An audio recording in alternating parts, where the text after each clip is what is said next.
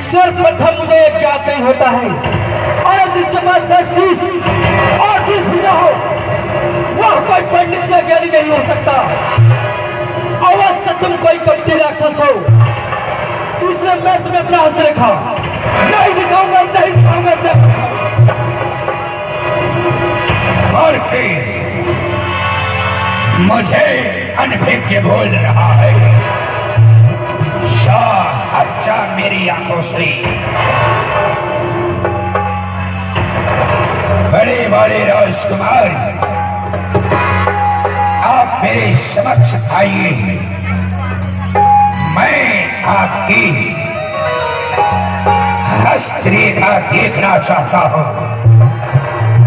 हे विश्रेष्ठ, आपके श्री चरणों में ये राम प्रणाम करता है। कल्याणमस्तु। आप कहें इस राम को बुलाने का क्या उद्देश्य हो सकता है? इस प्रकार एक साधारण मानव की पहचान कैसे किया जाए? क्या आप मुझे अपना हस्तरेख दिखाना चाहेंगे?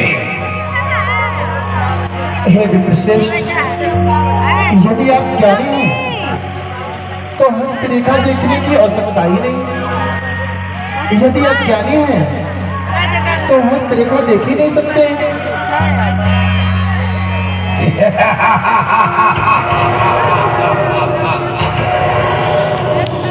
राजकुमार, मैं आपके